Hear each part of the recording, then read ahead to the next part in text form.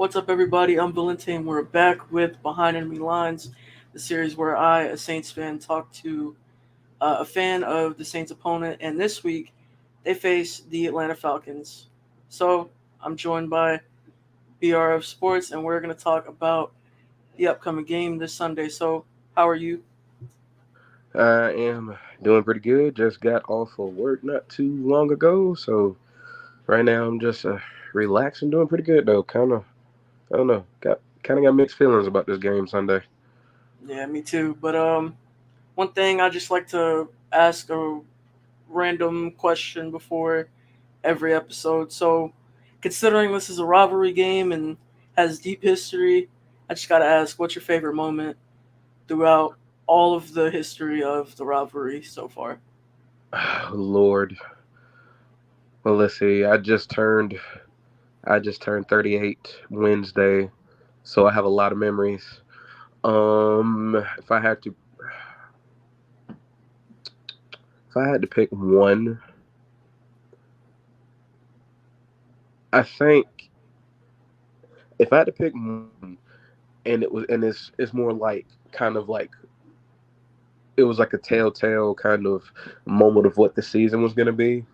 2016, the Falcons put 45 on the Saints, and Julio Jones had one catch for like 16 yards, and I was like, hmm, we putting up 45 on the Saints, and Julio's only getting one catches. I'm like, we might have something here. And then of course, we won the NFC Championship that year. So if I had to pick out one that stands out for me is that one because it was almost like not like okay, our season's gonna go like this, but it was kind of like almost like kind of gauging what the team was gonna be. Right. So Uh, yeah, I would say that 2016 game is probably like my favorite. did you guys still have Roddy White around that time? Or No, we didn't. Roddy White left. I think we had him either. I think he was still there the year before, but by then Julio was like the number one guy. right. So yeah, by then Roddy was like and he didn't want to go anywhere else. I think he ended up retiring after that too. So he didn't want to play for anybody else. So yeah, by that point Julio was already he was like the number one. I'd have to say my favorite moment. Trying to stay away from the more recent games, I'm gonna have to go back to 2018, back when it was a shootout in I think week 1 or week 2, somewhere early in the season like Oh that. yeah, yeah 20 yeah And 20 yeah. I think I remember it was the yeah I remember exactly the game you're talking about too. yeah, it's not the game, it's the play. Drew Brees channeling his inner Lamar Jackson and putting two Falcons defenders in the spin cycle and running in for a touchdown. Very rare Drew Brees moment. Yes, and that whole game was just wild because I think I remember too from my perspective, people were talking about like, okay, Calvin Ridley, when are you gonna blow up? And then Calvin Yeah. Ridley just, poof. But yes, I remember that. Yeah, I mean, I don't know, I don't, I don't know. Some people talk trash about one or the other. I don't. I did when I was younger, but I don't really look at it like that anymore because there's been a lot of fun. There's been a lot of fun games in the rivalry. So Yeah. it's like I don't talk trash about Saints as Saints fans provoke me. I mean, Which I mean, I, I keep away from trash talking fans, yeah. more or See, I, less I do trash too. talking the team because there's a lot of history there. Obviously, it's there's never going to be a Exactly. moment where you know it's all civil and Oh yeah. dead. Yeah. Of But course. Of course. without further ado, we're just going to get into the main topics. First one, Okay. what's the key? What's the keys to victory for the Falcons against the Saints this week? um. Hopefully Arthur Smith kind of like digs into his bag of common sense, which I hope he still has, and realize that his run defense ain't been so good the last few weeks, and hopefully they take advantage of that. I think, and with Desmond Ritter starting for us again, and probably going to be our starter for the rest of the year, Arthur needs to make him as comfortable as possible and try to establish him early in the game. But I think that means using Bijan Robinson and using Tyler Algier. I I think if I think for us to win, they both need to get at least 15 carries. But I think it's Bijan Robinson. Bijan needs to touch the ball like 20, 25 times this game. They need to establish him. They drafted him 8 for a reason, and they need to establish him this game. So I think our key is just establishing our running game and just keeping pressure off of Desmond Ritter. So yeah, it's establishing our run. I think that's the biggest key. Yeah, one of the things that I was more worried about at the start of the season, around this stretch, is how Bijan would fare. And obviously, he's been, great from the start. It's just Arthur Smith doesn't know how to use him well. So the keys to our victory, I guess I would say, was just try and make Desmond Ritter uncomfortable, because the result has been the same, I believe, every time. And it might have only been once or twice, but every time that Desmond Ritter has played against the Saints, he's been kept in the pocket. And when you can keep quarterbacks who aren't necessarily the most mobile but can use their legs in the pocket like Desmond Ritter, I think we're in for a good day on the defensive side of the ball. And we, like you said, our run defense starts very slow and it's been very off. And a lot of the plays that we let up are big chunk plays to guys like Bijan Robinson, guys who are shifty like that. So I just think if we can establish a good median with the Falcons running rotation or anything on defense, we should be okay holding their run game. Their pass game, I'm not really too afraid of, because Desmond Ritter is not that great, I don't think. And despite not having Marshawn Lattimore, the two guys on the outside, I don't know who that's going to be, whether it be Isaac Yadam or Alante Taylor moving there. I don't know. But when their numbers been called, they've played pretty well. Haven't really done much wrong. So I think we should be okay on the defensive side of the ball. Now, offensively, we're without Michael Thomas again. Shocker. But you know, Derek Carr coming off of, I guess, some sort of shoulder injury. I don't know. I've never really kept up with that. That's confusing to me. He had another AC joint sprain again or something like that. And Yeah, then I believe now it was a it's, shoulder. Yeah. yeah, and then he also just got done with concussion protocol. We'll talk about that later. Mm. I think they need to really open the playbook against these questionable corners. I wouldn't say bad, but I would say questionable corners. You got guys who are Man, shifty who can just I don't think take the it's top off necessary. of anybody. I don't think it's necessarily our corners. I think it's more. I think it's like our safeties outside. Well, Jesse Bates has been awesome, but I think where we get in trouble is Richie Grant has been like the weak link all year. It seems like whenever offenses attack him is where the big plays come. It hasn't necessarily been coming against Okuda and AJ as much, more along the lines of when it's on Richie Grant's side. Yeah, I mean, I just think Rashid could beat anybody, no matter who's there.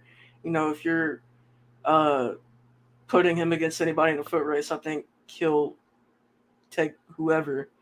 So it really is up to the safeties, honestly. So I mean, if Pete Carmichael can learn to turn the page on the playbook, and because there's a whole aspect that he hasn't hit yet, and I don't know. I hope, man, and I have to say this every week. I hope Pete Carmichael can do something like well on offense.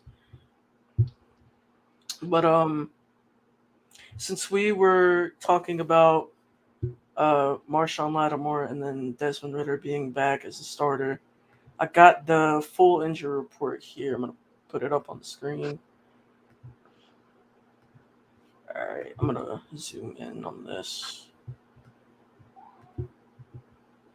All right, so for the Saints, Marshawn Lattimore's out, Kendra Miller's out, Ramchek is going to play. Isaiah Foskey's questionable, and then Blake Groupie had something going on there. And for the Falcons, Matt Collins is out. David Onyemata is playing. Taylor Heineke is questionable, which that probably doesn't matter because Desmond's starting. D. Alford is playing, and Youngwei Koo is playing. So is there anything there that stands out for the Falcons for you? Mm, I don't. Well, I do like knowing that we're gonna have Onyemata and the offer back and Young Wei Koo, who in my opinion is a top five kicker in football, if not the best kicker going in football right now. I think it's good we have him going. I think it's really good we're gonna have him for Sunday because I mean our offense has just been underachieving all year, and he's just been like he's been like one of our best offensive players. Really, you can make a case he's been like from a consistency level, probably our best offensive player. Him and Johnny Smith, and that's like saying something.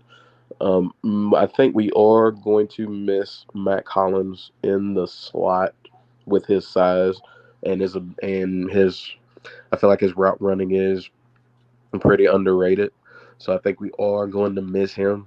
But I think listening to Desmond Ritter, what he was saying was like having getting to sit on the bench is like he wanted to kind of see the game from like a coach's perspective. Like, I mean, it's good to say these things, but I want to see it translate on the field. So seeing it from a coach's perspective means okay, well, I'm going to be down like my number two guy on the outside. So okay, who can I get established? Who can I get early targets to and get them involved in the offense from like from an early perspective, whether it being Johnny, whether it being Kyle Pitts, whether it being Kadero Hodge, whether it be shoot, I'm surprised they haven't promoted Demir Bird to the main roster if they haven't already. Maybe get him involved outside of Drake London. So for me, it's just a matter of who's gonna who's gonna like really kind of step up with Matt Collins not being there. That could, I mean, we already don't have the most depth as far as receivers anyway, so not having Matt Collins is gonna hurt a little bit. Yeah, I think this game is actually going to come down to whose offense looks better because, I mean, defensively, there's a lot of issues um, for both teams now because of how slow the Saints start, and then uh, sometimes the Falcons may give the ball up with really good field position, and they got to make some incredible stand or something like that. I'm not too in on the Falcons, by the way, so if I sound a little, you know, dumb, then but No, no, um, no, no, no, no. You're fine. You're fine, bro. You're fine. yeah, but um, it's gonna come down to who's ever offensive play caller can draw something up to make something work, and obviously, I think if you've seen, there's a list out there somewhere ranking the 32 offensive play callers. 31's Arthur Smith, 32's Pete Carmichael. It's gonna be an offensive, not an offensive day. I don't know how to really put it, uh, but for the injury report for the Saints, I think that Marshawn Lattimore, obviously, every time he's down, that's going to be a huge problem for us because no matter who's there, or whoever's there in the absence of Marshawn Lattimore is probably going to be targeted a good bit, and that's what I like about our defense is that guys like Adebo make plays best when they're targeted at throwing the ball at things like that. I made a video talking about how Debo's at his best when QBs mess up, and I think Desmond Ritter might be liable to mess up once or twice. Now Kendra, that just kind of thins out our run game a little bit, which is something that we love to use, even though it doesn't work. And Jamal Williams, obviously, he's a goal line back, and he's kind of, I thought I would see him grow out of that, stature or whatever. but I just haven't. He averages 2 yards a carry, just enough to get a first down on 3rd and 2. Mhm. Um, Alvin Kamara, obviously, it takes him a minute to get going and breaking off big runs, if he even does break off big runs. So our run game's a little stunning. Um, and then it's great to see that Ramchek is going to play because obviously we need all the offensive line help we can get. I don't know what's up with Jason Pierre-Paul. I don't know if he's elevated or not. I don't know what's going on with him. And then Blake Grupe, I mean, if he didn't play this week, I feel like we'd be better off with any other kicker than him. But like you Yeah, were talking about, this might be a game where kickers are gonna be the X factor of the game. I agree. I could definitely see that, especially with the way, especially with the way both offenses have been playing as a league. Yeah, I could definitely. Well, I mean, the Saints have been a little bit better than ours, but even still, the way, even though our defense has been playing what like they were at the beginning of the season, our defense has still like they've been a lot better this year. So I could definitely see this being like a low like a low 20s type of score. Yeah. But yeah, like us on offense, we get to the red zone. I'm pretty sure we have the worst red zone stats in the NFL. We probably have like not even double digit touchdowns yet in the red zone. So I'm pretty sure we have like close to triple the amount of field goal attempts in the red zone than we do touchdowns. So, but it's probably going to be a game of kickers, like we're talking about. But with that, we're going to talk about dream scenario. If everything best scenario possible, what do you think that is? We run for 200 yards. Yeah, We our dream. I feel like the perfect scenario for us is we run for 200 plus. Desmond Ritter maybe throws the ball 23, 25 times, and it's just 4 yards here, 6 yards there. Just yeah, the dream. I think the dream scenario for us would be us running for like 200 yards, and then just kind of just letting, running our offense off of the play action, and just being able to kind of dictate the pace of the game for us from an offensive standpoint, kind of like what we did at the beginning of the year, middle of last year, when it was kind of like you knew what was coming, but yet you still couldn't stop it. So, like I said, I feel like it's this game is going to be on our running backs. Our running backs got to really control the tempo, control the pace of the game. So that would be my dream scenario. Is just Bijan and Tyler Algier, if they both like go off, both have at least 80, 85 yards apiece. makes sense. I think our dream scenario, honestly, is just work the passing attack, attack those safeties, attack the deep shot. You know, Derek Carr's the king of the underthrown deep passes. You know, maybe get a couple PIs here and there. But also defensively, you're talking about how you guys need to run for 200. I think we need to start early and keep going throughout the entire game. Just like we started the season, our run defense was top five through the first 4 weeks or something like that. So if we can get back to where early season and start early and keep it throughout the entire game, keep a nice pace, and march down the field, take time of possession, control almost every stat possible, we might be able to win this game comfortably. That's the dream scenario, though. You know, obviously, everything works perfectly. We can win by a nice 10 points if all of that works in our favor. But we talked about dream scenario. What's the nightmare scenario? If everything falls flat, what does that look like? Ooh, Desmond Ritter throwing the ball 40 plus times with the lack of. See, here's my thing. I wouldn't I wouldn't feel as bad about Desmond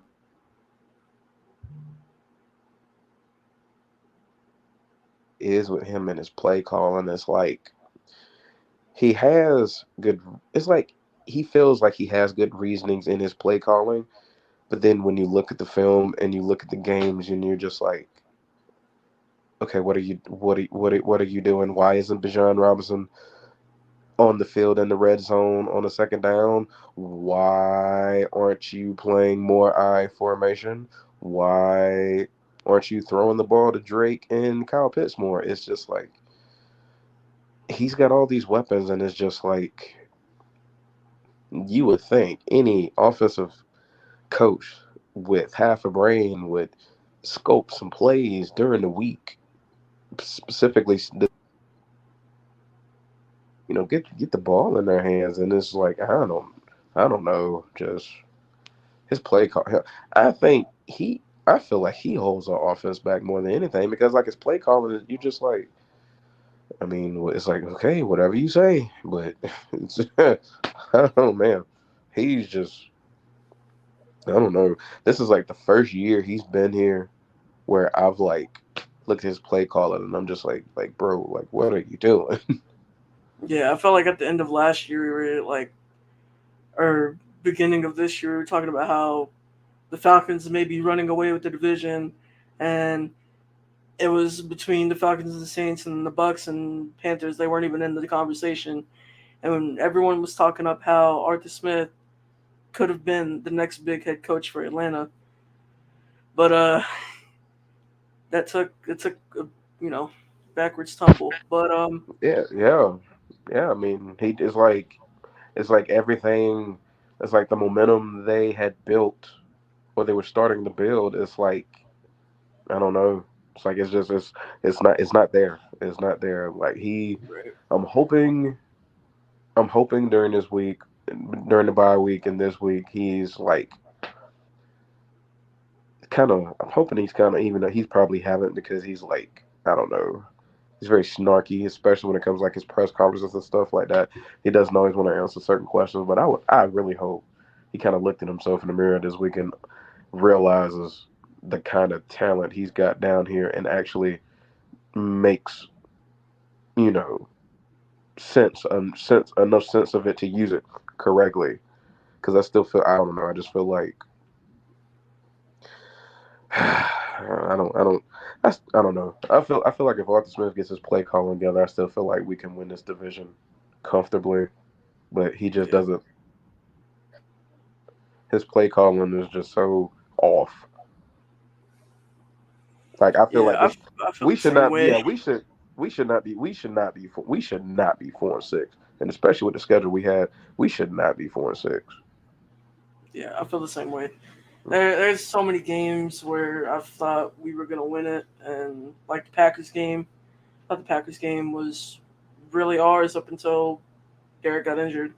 I thought the Texans game could have been ours. I thought um, that's really about it. We could be what 7-3 right now Like yeah, we can, if ever.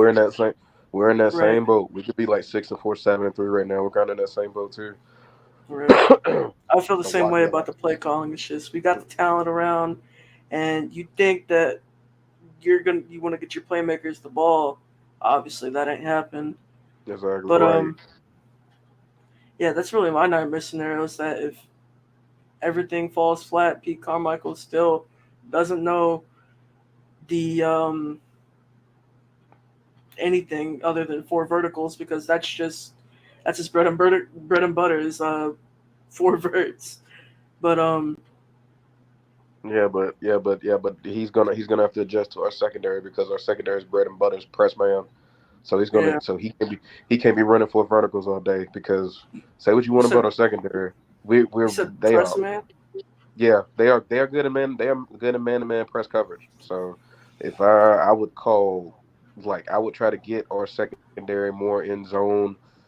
It's like we seem to struggle more in zone. I would try to call more zone oriented, you know, offenses or whatnot, or just kind of I don't know, just I would attack. Yeah, if I'm Atlanta, I'm not playing a lot of zone. I'm really not. I don't know. We seem to do a lot better in man to man coverage for some reason than Bryce, but it's I'd just be I worried don't know. about you know Rashid in press coverage like that. Just the way that Yeah, just the way that he is. I mean, I don't.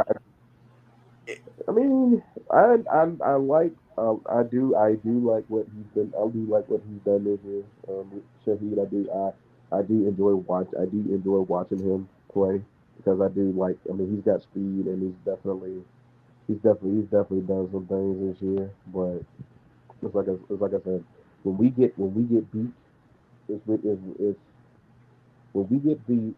I will say this though, the Tennessee game, boy, I think after it's like yeah, DeAndre Hopkins. I give DeAndre Hopkins that Tennessee game. That was even though that first one was a straight OPI. I mean, hey, sometimes you still got to make plays, but I think yeah, or say ours particular like I don't know what they're gonna do if it's gonna be Richard Grant or if it's gonna be Hellum.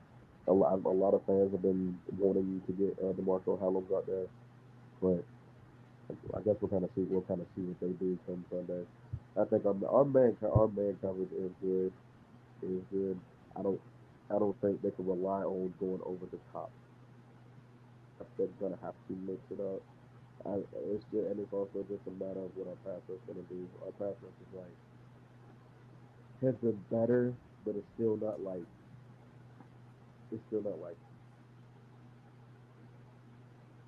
I can't really hear you that well, by the way. oh On the no, let me kind of yeah, hold on, I got my this is the way I'm holding my phone. But no, I think it's just I don't know what I was saying was I think another thing that's hurting us is our pass rush because even though our pass rush is a little better, it's still not with the money they spend. It's still not where I was thinking it was going to be. So I think very another important thing for us is our pass rush. We got to we got to be able to we got to be able to get pressure on the quarterback, and it's got to start for us. It's got to start Sunday going through the rest of the year if they want any hope of making the playoffs. Pass rush has got to really step up. I feel the same way. I feel like the Saints and Falcons are very similar teams in terms of I do too. where their units are at. But we talked about dream and nightmare scenario. What are your breakout candidates for this game? If I had, let's see, breakout candidate.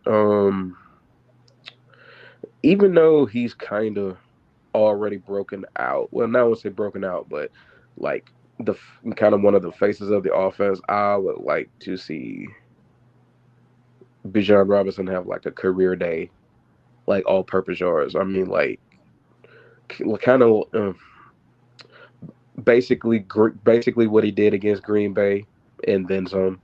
Like I said, I want like he Arthur Smith needs to establish Bijan early and often. Like I mean, like I want either him or maybe somebody like a I don't know, maybe like I don't know. I would go him on offense, and then on defense, I would probably go somebody like Arnold Ebiketie, being able to maybe get a couple of sacks, maybe cause some pressure from the edge. I think his Arnold Ebiketie's biggest thing from the defensive end is he gets pressure, and he's really really good at getting pressure on quarterbacks, but he's been horrible at finishing. And you look at that one Kyler Murray play where it was like think it was like third or fourth down. It was like third down or something like that. And he had and he had him. He had contained. All he had to do was just keep the contain. Kyler Murray wouldn't have been able to take it back to his right, and he lost contain. He got the first down, and they ended up losing the game. So I hope he kind of is in the film room, seeing what he needs to do, seeing what he needs to work on. I feel like the big breakout could be Arnold Ebiketie. He's gonna be like my number one breakout potential for Sunday. With the way that we play on offense, especially on third downs, we're very liable to pressure. I feel like we have the worst third down conversion percentage, I believe, in the entire NFL, especially anywhere between third and four and third and seven, because of how much pressure every team brings at us in that situation. And usually they finish. So I can kind of get behind the Arnold Ebiketie uh, breakout. But for us on offense, I'm going to have to say Juwan Johnson might have his game today. It's very hard for me to, or not today, but Sunday. It's very hard for me to really predict the breakout because I don't think I've gotten any right throughout however many weeks I've been predicting. Juwan Johnson just hasn't had anything special. I think his best game was 30 yards against the Titans or something like that. And ever since then, he's been out with the calf injury, and every time he's played, he's only had like one or two catches. So Mm. Juwan Johnson's probably my breakout candidate for offense. And for defense, I'm just gonna say whoever's playing outside in the absence of Lattimore, Mm. uh, because I've seen the way that I'm just gonna guess it's Isaac Yadam, but I've seen the way that they've played in the situations they've been put in against Tennessee. Um, I think it was either Lonnie or Yadam that had a nice pass deflection that led to a pick. And in the Bucks game, Yadam played for a Debo because Debo was out, and Yadam had a nice pick that obviously didn't do nothing for us because it was on the one, but Mm-hmm. he's played very good in the absence of whoever's gone. So I think Isaac Yadam or Lonnie Johnson or whoever's playing in the absence of Lattimore might be the breakout on defense. See, I wanted to say Pete Werner, but our run game, he's probably the only one capable of making a tackle in the second level anymore. I mean, Demario Davis too, but I haven't seen that same flair out of Demario Davis that I saw last year. Obviously, he's still capable of making plays, but nothing's really jumped out from him this year yet. So I just got to stick with Yadam or Lonnie Johnson. Mm. Mm. Okay. And final discussion: what are your score predictions for this game? Mm, I'm going to just looking at everything. It's like the way Arthur Smith calls games. It wouldn't shock me at all if he was just call another horrible game and we like not have a good showing. But I feel with the bye, with it being in Atlanta, I'm gonna give him this. I'm gonna go 24-21. I'm gonna give us this one. But I'm hesitant even saying that. It's because like I said, on how he calls this game. If he calls this game like the way he tends to be, well, I mean, he tends to be more aggressive at home, but he also tends to be more aggressive at home with his run game. So, like I said, if he gets Bijan and Tyler Algier going, I could see this being like a 24-21 game. So I'm gonna give us 24-21. That's exactly what I was going to say, just the opposite way around. Mm. Um, 24-21 Saints, maybe. I don't think there's any chance of either team scoring 30, so I'm just going to stick with the low scoring game. I don't know what the over under is, but I'm definitely betting the under. So I think it's like I think the over under right now is actually, that let like me look at 41 or 42 or something like that. So we're kind of like right there at it. over under is 41 and a half. That's what I was thinking. Or like a 41-42. That's what I was thinking. That was the last thing I saw. It was like it was something like that. So, yeah. Either way, it's probably not going to be a very high scoring game, but it's a rivalry week, so it's going to be fun no matter what. Yeah, that's what I'm saying. We're sitting here talking about this going to be a low scoring game and then this will be the game that breaks out for like 60 and just destroys the over. Right. I mean, huge stakes, right? You know, if the Saints win, they're in a two-game lead over the division. If the Falcons win, they tied up with the tiebreaker until week 18. I think we play week Yeah, 18, right? last game. I So, think last week of the year. Yeah, it's in New Orleans, last week of the year. right. So major implications, obviously. But this could be the game that decides the division, depending on how the rest of the season goes, or it could be week 18. So Mm-hmm. we'll see. But I want to thank you for joining me. I appreciate you. Um, I appreciate the invite. is there anything that you want to plug or promote? Well, I know. Well, I do have I do have I have a link tree. Like if you go to my TikTok, BRF Sports is my TikTok. I have a link tree in the bio. It's linked to that's gonna have like my it has my TikTok, it has my IG. I have a separate sports Facebook page there. So yeah, so my link tree is in the bio of my TikTok. So I just plug in that. So if anybody's out there watching and you want to follow me, feel free. Link tree's in the bio.